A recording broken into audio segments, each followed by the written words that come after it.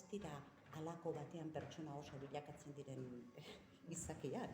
Jaiatzen diren momentutik pertsona oso dira, eta duten garapen etapa bakoitzean dagokie, laguntza, akonpainamendu eta berezia, ezta? Hau da, adinez txiki dira, baina eskubidez ez. Eskubidez hasieratik oso dira.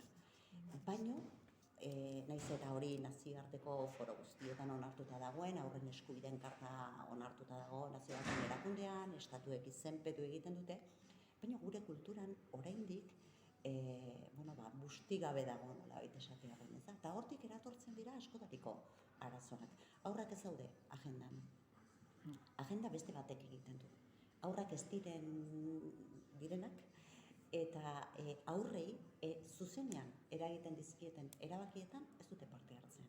Da, guk, helduok, hartzen ditugu erabakiak, ustez aurren ahotsa edo ordezkatuz, baina beraiei galdetu gabe.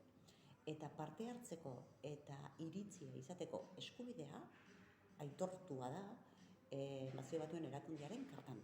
Oda, ez da modu ezakit eskuzabal batez edo aitortzen diegun abantailatxo bat edo opari bat edo ez eskubidea dute, baina ez diegu hori bermatzen.